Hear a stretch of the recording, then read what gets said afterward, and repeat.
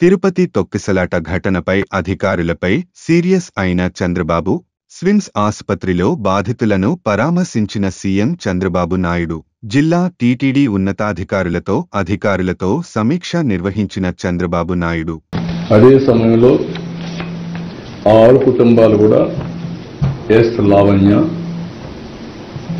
విశాఖపట్నం, శాంతి విశాఖపట్నం, బుద్ధేటి నాయుడు బాబు Narsipatnam, Rajani Visakhapatnam, Nirmala Tamil Nadu state Coimbatore, అదే మరిగా మల్లిగా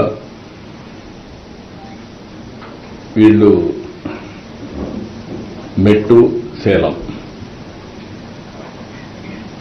వీళ్ళు మొత్తం 6 మంది చనిపోయారు.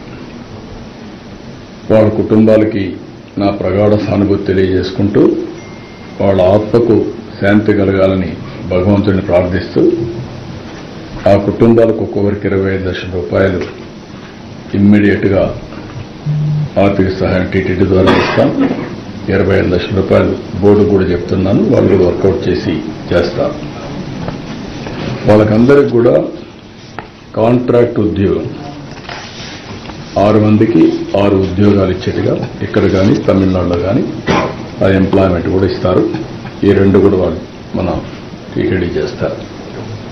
మరిన్ని అప్డేట్స్ కోసం మా ఛానల్ని సబ్స్క్రైబ్ చేయండి.